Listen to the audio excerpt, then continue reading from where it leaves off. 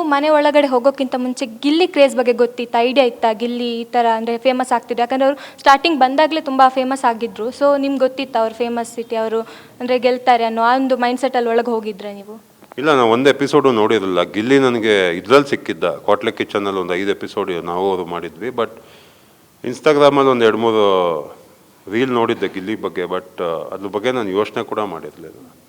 ಆಮೇಲೆ ನಿಮ್ಮದು ಮತ್ತು ಗಿಲ್ಲಿದ್ದು ಬಾಂಡಿಂಗ್ ವಿಡಿಯೋನ ಸುದೀಪ್ ಸರ್ ತೋರಿಸಿದ್ರು. ಸೊ ನಿಮ್ಗೆ ಯಾಕೆ ಆಗ್ತಾ ಇತ್ತಾ ನಮ್ಮದು ಈ ಥರ ಒಂದು ಬಾಂಡಿಂಗ್ ಹೊರಗಡೆ ಕ್ರಿಯೇಟ್ ಆಗಿದೆ, ಜನರು ಇಷ್ಟಪಡ್ತಿದ್ದಾರೆ ಈ ಬಾಂಡಿಂಗನ್ನು ಅನ್ನೋದನ್ನು?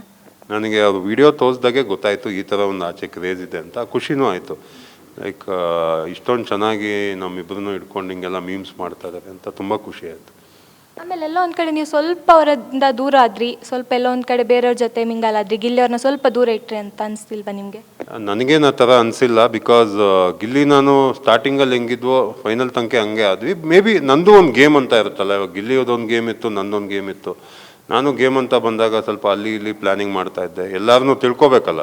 ಬಿಗ್ ಬಾಸ್ ಮನೆ ಅಂದಮೇಲೆ ಒಬ್ಬರ ಹತ್ರನೇ ಇದ್ದಾಗ ನಮ್ಗೆ ಗೊತ್ತಾಗಲ್ಲ. ಸೊ ಎಲ್ಲ ಬಗ್ಗೆನೂ ತಿಳ್ಕೊಳ್ಳೋಕ್ಕೆ ಅಲ್ಲಿ ಇಲ್ಲಿ ಹೋಗಿದ್ದೀನಿ. But end of the day ನಾನು ಗಿಲ್ಲಿ ಮತ್ತೆ ಮಾತಾಡಿಕೊಂಡು ಬೀನ್ ಬ್ಯಾಗಲ್ಲಿ ಕೂತ್ಕೊಂಡು ನಾನು ಅವರು Rakshita, it was the same thing throughout 100 days ಹಂಗೆ ಬಂತು.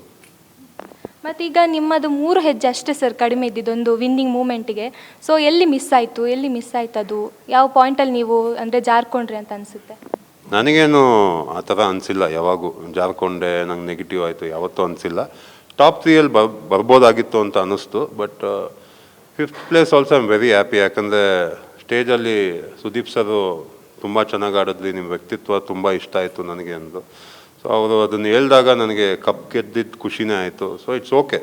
ಇವಾಗ ನಾನು ಫಸ್ಟ್ ಬರಬೇಕಾಗಿತ್ತು, ಸೆಕೆಂಡ್ ಬರಬೇಕಾಗಿತ್ತು, ಹಾಗೆಲ್ಲ ಹೇಳೋಕ್ಕಾಗಲ್ಲ. ಯಾಕಂದರೆ ಆಚೆ ಬಂದಾಗ ಎಲ್ಲರಿಗೂ ಹಂಗೆ ಅನಿಸುತ್ತೆ. 3rd place ಕೊಟ್ಟರೆ ನಾನು ಸೆಕೆಂಡ್ ಬರಬೇಕಾಗಿತ್ತು ಅನಿಸುತ್ತೆ, ಸೆಕೆಂಡ್ ಕೊಟ್ಟರೆ ನಾನು ಫಸ್ಟು ಅಂತಾರೆ. So it's greed. ಮನುಷ್ಯನಿಗೆ ಆಸೆ ಯಾವತ್ತೂ ಕಂಪ್ಲೀಟ್ ಆಗಲ್ಲ. ಬಟ್ ನಾನು ಏನು ಪ್ಲೇಸ್ ಸಿಕ್ಕಿದೆಯೋ ಅದು ಜನರು ಪ್ರೀತಿಯಿಂದ ಕೊಟ್ಟಿರೋ ಇದು ಪ್ಲೇಸು. ಬಟ್ ಆಚೆ ಬಂದಾಗ ನನಗೇನು ಗೊತ್ತಾಯಿತು ಅಂದರೆ ಇಟ್ಸ್ ನಾಟ್ ಅಬೌಟ್ ಪ್ಲೇಸ್. ಈ 5th place 3rd place ಮ್ಯಾಟ್ರೇ ಆಗಲ್ಲ. ಸೊ ಜನ ಕೊಡ್ತಿರೋ ಪ್ರೀತಿ ಇದೆಯಲ್ಲ, ಅದು ನಂಗೆ ತುಂಬ ಸಿಕ್ಕಿದೆ ಬೇರೆಯವ್ರಿಗಿಂತ ಅಂತ ಅನ್ನಿಸ್ತು. So I am very happy. ಈಗ ಕಿಚ್ಚನ ಚಪ್ಪಾಳೆ ಸಿಕ್ತು ಸರ್, ಅದರ ಬಗ್ಗೆ ಏನು ಹೇಳ್ತೀರಿ? ಗೊತ್ತಿತ್ತಾ ಈ ಒಂದು ಎಪಿಸೋಡಲ್ಲಿ ನಂಗೆ ಕಿಚ್ಚನ ಚಪ್ಪಾಳೆ ಸಿಗ್ಬೋದು ಅಂತ ಏನಾದರೂ ಥಿಂಕ್ ಮಾಡಿದ್ರಾ? ಇಲ್ಲ, ಒಂದು ಸ್ವಲ್ಪನೂ ಐಡಿಯಾ ಇರಲಿಲ್ಲ. ತುಂಬ ಅಂದರೆ ತುಂಬ ಶ್ರದ್ಧೆಯಿಂದ ಮಾಡಿದ್ದೆ ಪ್ರಿನ್ಸಿಪಲ್ ಕಾನ್ಸೆಪ್ಟ್ನ. ಸೊ ಅವ್ರು ಕೊಟ್ಟಾಗಂತೂ ನಿಜವಾಗ್ಲೂ ತುಂಬ ಖುಷಿ ಆಯಿತು. ತುಂಬ ಅಂದರೆ ತುಂಬ ಖುಷಿ ಆಯಿತು ಸರ್. ಮತ್ತು ನಿಮ್ಮದು ಅಶ್ವಿನಿದ್ದು ಕೆಲವೊಂದು ಜಗಳಗಳಾಗಿರ್ಬೋದು, ಅದು ಸೀರಿಯಸ್ ಆಗಾಯಿತು. ಅವರು ಹೆಣ್ಮಕ್ಳ ಮೇಲೆ ಸ್ಟ್ಯಾಂಡ್ ತಗೋತೀನಿ, ಹೆಣ್ಮಕ್ಳ ಬಗ್ಗೆ ಕೆಟ್ಟದಾಗಿ ಮಾತಾಡಿದ್ರು ಅಂತ ಕೆಲವೊಂದು ಸ್ಟೇಟ್ಮೆಂಟನ್ನು ಅಲ್ಲಿ ಹೇಳಿರ್ತಾರೆ. ಸೊ ಆ ಒಂದು ವಿಷಯದ ಬಗ್ಗೆ ನಿಮ್ಮ ಅಭಿಪ್ರಾಯ? ಇಲ್ಲ, ಯಾಕಂದರೆ ಇವಾಗ ಹೆಣ್ಮಕ್ಳು ಅಂದಾಗ ಅಲ್ಲಿ ಎಲ್ಲ ಹೆಣ್ಮಕ್ಳು ಹೋಗಿ ಅಶ್ವಿನಿಯವ್ರ ಹತ್ರ ನನಗೆ ಹೆಲ್ಪ್ ಮಾಡಿ ಅಂತ ಯಾರೂ ಕೇಳ್ತಿರ್ಲಿಲ್ಲ. ಅವರು ಸುಮ್ಮನೆ ನಾನು ಹೆಣ್ಮಕ್ಳು ಸಲುವಾಗಿ ಫೈಟ್ ಮಾಡ್ತಾಯಿದ್ದೀನಿ, ಜಗಳ ಆಡ್ತಾಯಿದ್ದೀನಿ. ಯಾಕಂದರೆ ಯಾವ ಹೆಣ್ಮಕ್ಳು ರಘುವಣ್ಣ ಹಿಂಗೆ ಹಂಗೆ ಅಂತ ಯಾರೂ ಕಂಪ್ಲೇಂಟ್ ಮಾಡಿರಲಿಲ್ಲ. ಅವ್ರು ಸುಮ್ಮನೆ ಮ್ಯಾನಿಪುಲೇಟ್ ಮಾಡ್ತಾಯಿದ್ರು. ಸೊ ಆ ಟೈಮಲ್ಲಿ ನಮಗೂ ಟ್ರಿಗರ್ ಆಯಿತು, ಒಂದು ಟೈಮಲ್ಲಿ ಜಗಳ ಆಯಿತು. ಸೊ ಅದೆಲ್ಲ ಮಾಮೂಲಿ, ಬಿಗ್ ಬಾಸ್ ಮನೆಯಲ್ಲಿ ಜಗಳಗಳು ಕಾಮನ್. ಸೊ ನೀವು ಹೆಂಗೆ ಜಗಳನ ಕ್ಯಾರಿ ಮಾಡ್ತೀರೋ ಅದು ಇಂಪಾರ್ಟೆಂಟ್ ಆಗುತ್ತೆ. ಈ ಒಂದು ಎಪಿಸೋಡ್ ನೋಡಿರ್ಬೋದು, ಗೆಜ್ಜೆ ವಿಷಯ ಇಡೀ ವೈರಲ್ ಆಯಿತು ಮನೆಯೊಳಗೆ.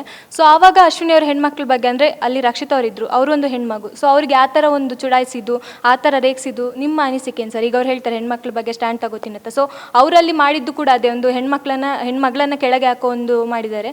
ಸೊ ಅಲ್ಲಿ ನಿಮ್ಗೆ ಏನಿಸ್ತು ಆ ಒಂದು ಮೂಮೆಂಟಲ್ಲಿ? ಇಲ್ಲ, ನಾನು ಅದನ್ನೇ ಹೇಳ್ತಾ ಇದ್ದೆ. ಲೈಕ್ ನೀವು ಸ್ಟಾರ್ಟಿಂಗಿಂದ ಏನು ಪ್ರೀಚ್ ಮಾಡ್ತಾ ಇದ್ದೀರೋ ಅದನ್ನು ನೀವು ಫಾಲೋನೇ ಮಾಡ್ತಾ ಇಲ್ಲ. ನೀವೇ ಮಾತಾಡ್ತೀರಾ, ಅದನ್ನು ನೀವೇ ಮಾಡ್ತೀರಾ ಅಂತ.